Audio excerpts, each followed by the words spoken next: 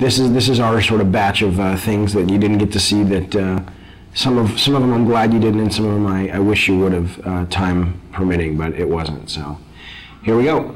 Okay, now this is actually this wasn't a deleted level. This was the prototype that the team put together. I don't even know what the date on this is, but 3 years ago, and it was really just to get the basic mechanics, not even tuned or anything, but you could run, you could swim, you could swing, and if you look at this level a little bit, you'll see we certainly didn't reuse any of the main art, but you'll see kind of like that shot there is sort of the precursor to some of the shots we have in the game, the rope swinging mechanic, and a lot of this. So you'll recognize if you've played the game and remembered the game, you'll recognize some of the level when you pull into Athens at first. This bottom section is based on that. And the whole cliffs that you climb here, we actually just sort of ripped these out directly from the demo and built the cliffs level, the Cliffs of Madness or the Cliffs of Insanity. I forget what we ended up calling it. God, it's amazing to see this little guy running around. He looks so not like Kratos. That guy there was the original Cyclops who was dying, who just never really looked like a Cyclops. He just looked like a big guy with a stick. And then this was the room, the only room that we built that was like the final room, and everything else was kind of rough. And I remember seeing this and going, everybody saw this and said, man, this looks awesome. And then we were like, yeah, but how in the hell are we going to get, all the levels in the game looking as good as that? And I don't know if we ended up getting them all looking as good as that, but I think we came a lot closer than I thought we would. This level's pretty cool. This was our test level for the Icarus wing. So, Icarus and Daedalus. The Icarus story where he flew too close to the sun with the wings that he had made, and the wax melted and he fell to his death. That was sort of the inspiration for the mechanic. And I still love this. I absolutely wish this had made it into the game. We just, it really came down to time and going, you know what, let's focus, let's get our fighting really good, and let's get our platforming better, and let's get our puzzles working, and maybe we can come back to this. And as is often the case, you just never have the chance to.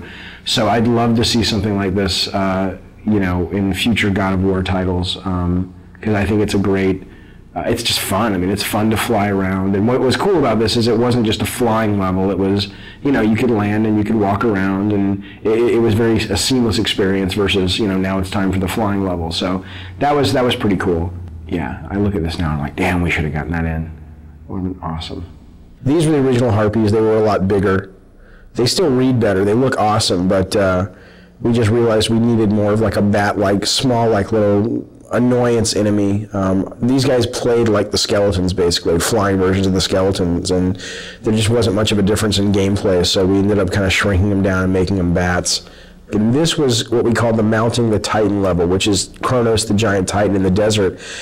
And sadly, right now, the only way you get on the Titan is through a movie. And originally, this was how it was going to be. You see this big thing, it's like a big watermelon in the background. That's actually Kronos.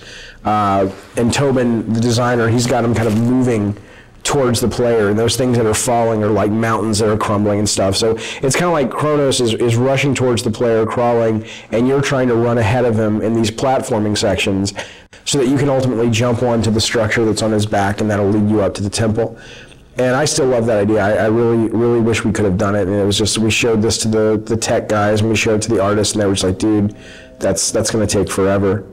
This was the original boss. There was a boss that originally, look at that, that's awesome, that originally guarded Pandora's box. And again, we just didn't have time. And I know it's lame that that's the one thing I regret about the Pandora design, is that there are no bosses that guard the box. You have the Minotaur boss down below, and then we've got this conveyor belt section, and that's kind of it. And we just ran out of time. This was originally pretty cool. It was, you had this moving platform up above, you had this giant kind of harpy vulture in the center that was guarding the box, and she had these eggs scattered all around the level, and in order to sort of entice her to fly around, you'd have to go find her eggs and break the eggs, and you'd kind of take the little baby birds inside, and you'd kind of carry them around and use them as bait.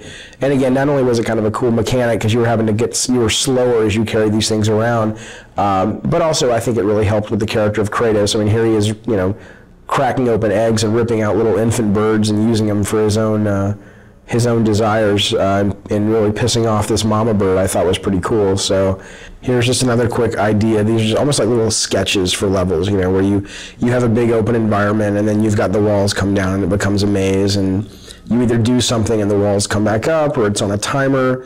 I mean, we did tons of these things, you know, where I'd have an idea or a designer would have an idea and it was like, you know, try something like this. So this level is actually a level that we went so far as that we showed the press, we got it in magazines, and this was really a hard cut for us to make, and especially for me to make. I love the mechanic of it, and I love the platforming and the concept. And the concept was that you're riding this elevator, and you know, if you get knocked off, obviously you'll die. And if you get off the elevator, the idea was it was going to originally be being chased by this massive sandstorm.